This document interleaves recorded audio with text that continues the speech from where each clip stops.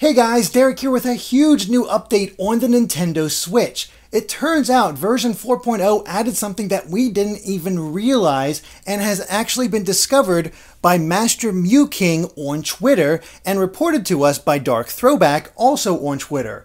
It turns out that the GameCube controllers now work with the Nintendo Switch. So what we have to do is go to Controllers, go to Change Grip and Order, and then I'm going to grab my GameCube controller here, which is plugged in thanks to the Wii U adapter that came with Super Smash Bros. And I'm just going to hit the L and R buttons on the controller.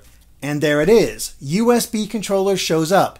Now before we started recording, I actually have a wired Xbox 360 controller that I use for PC gaming and stuff like that. And I tested to see if it also might work because it's labeled as USB.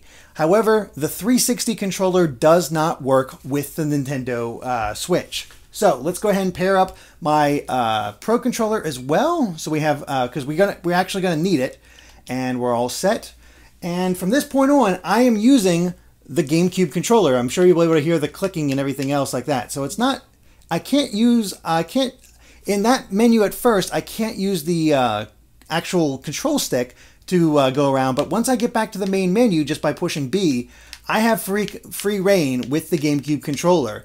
So let's go ahead and jump into Fire Emblem Warriors to show that yes, this does work.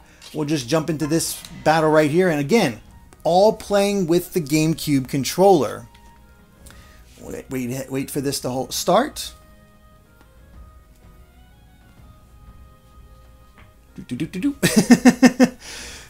Just a bit of loading. There we are. So we just want to defeat as many enemies as possible. Let's just go ahead and start so we can get into the action. So as you probably know, the GameCube controller has a much different layout than the Pro controller. So everything's situated a little differently. So your natural inclination is going to hit A, which activates special. So I can't actually do anything. However, once I hit the Y button, which is what we use to actually attack, that's when everything starts working. So it's still so Y is still Y, A is still A, everything else. And so it's a little awkward because if you're used to playing Fire Emblem Warriors with the Pro controller or, you know, an actual Switch setup. But with the GameCube, it is still perfectly playable. Everything works. C-stick controls the camera. I can change the map, change characters with the D-pad. Everything still works. Now, it throws me off because, you know, B button is my dodge roll and everything else. But, yeah, everything still works as it should. Now, we have our, actually, this is perfect. We get our R, so we go ahead and let's use Z. And here's where we have our issue.